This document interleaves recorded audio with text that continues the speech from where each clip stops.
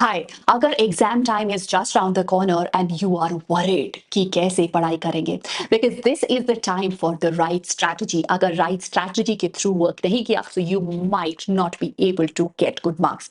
ये सबसे crucial time है, so let's quickly dive into this video and understand कि कैसे आप अपने 7 days बिफोर एग्जाम को डिजाइन करेंगे for the maximum productivity. Because let's face it, the energy levels को हे वायर और उसकी वजह से पढ़ाई ठीक से नहीं हो पाती है। इस वीडियो के अंदर मैं आपको दूंगी 3 मोस्ट इंपॉर्टेंट स्टडी हैक्स जो इस टाइम पे बहुत इंपॉर्टेंट है, and also how to design your entire day. So let's quickly begin.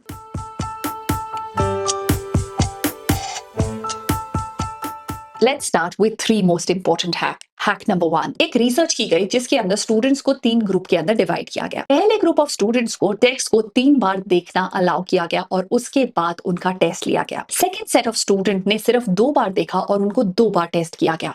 Third set of students ने सिर्फ टेक्स्ट को 1 बार देखा और उनको 3 बार टेस्ट किया गया। What do you think, which group perform the best? क्या आप जानते हैं confidence level wise group 1 was the most confident group, क्योंकि उन्होंने टेक्स्ट को 3 बार पढ़ा था। एंड आई एम श्योर आप सबका आंसर भी होगा 1। But let me tell you, it's group number 3 जिनके मार्क्स रिमार्केबली बेटर आए from these 2 groups. And the reason was simple.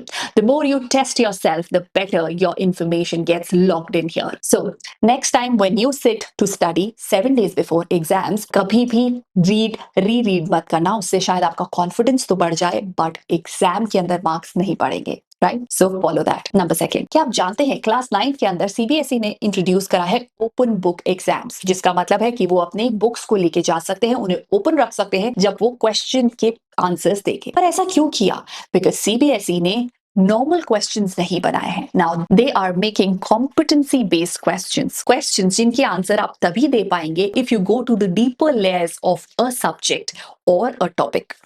तो उसके लिए है हमारा hack number 2, and that is elaborative rehearsal. मतलब ये वो इंफॉर्मेशन है जो मुझे ऑलरेडी पता है, ये नई इंफॉर्मेशन है जो मैंने अभी सीखी है, मैं इन दोनों को कनेक्ट कर दूंगी। I make a chain and this chain is strong, and ये वो कनेक्शन बनाएगी जो मुझे हमेशा दिमाग में याद रहेंगे। चलो इसको इस तरह से समझते हैं। मुझे फोटोसिंथेसिस के बारे में कुछ इंफॉर्मेशन ऑलरेडी पता है। जब मैंने नई इंफॉर्मेशन कुछ सीखी तो मैंने उसको पुरानी के साथ ऐड करने की कोशिश करी। जब वो ऐड नहीं हो पाई, उसके अंदर व्हाई हाउ व्हेन रह गया, तो मैंने उसके बारे में और सर्च करी। जब मैंने ये सारा सर्च करके उसे रियल लाइफ सिनेरियो के साथ कनेक्ट कर दिया तो मैंने इलैबोरेटिव रिहर्सल करी। इलैबोरेटिव रिहर्सल करने से मुझे वो टेक्स्ट अच्छे से याद हो गया। अब अगर एग्जाम में कॉम्पिटेंसी बेस्ड क्वेश्चन भी आ जाए, इन डेप्थ क्वेश्चन आ जाए, तो भी मैं उसका आंसर कर पाऊंगी। Moving on to hack number 3, and that is to realise की Where is the exact problem? जब हम पढ़ाई करने बैठते हैं तो पढ़ाई कर नहीं पाते, because it's are prejudices related to the topic और रिलेटेड टू अ सब्जेक्ट जिसकी वजह से हम उससे डरने लगते हैं। मैथ्स में मेरे लास्ट टाइम मार्क्स अच्छे नहीं आए थे, मैथ्स डिफिकल्ट है, I just don't want to do maths. जहां पर भी ऐसे लगे कोई चीज डिफिकल्ट है, go to the basic. 1 hour अपना एलोकेट करो going to the basic our.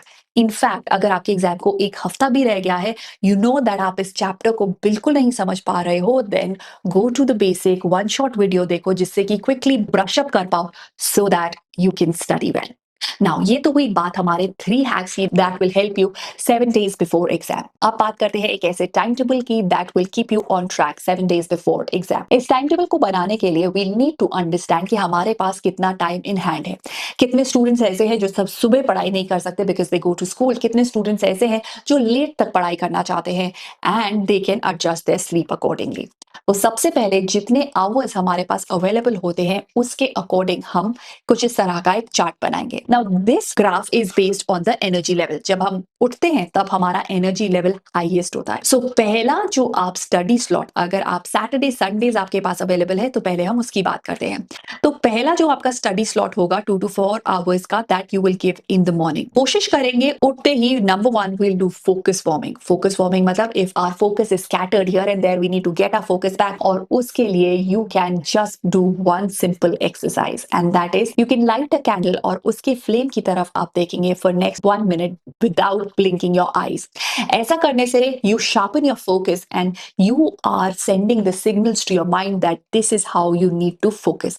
ऐसा करने के बाद you will start your first study session. We all know that our energy is maximum in the morning. Then we will allocate 2 to 4 hours of study time in the morning. Then when we know that there is a crash in the afternoon, this is the time you can revise your stuff, or you can completely enjoy. It's the relaxed period. Then again, there's another 2 to 4 hours of study session that will happen in the evening. And यहाँ पर you can give quality time because you've rested well.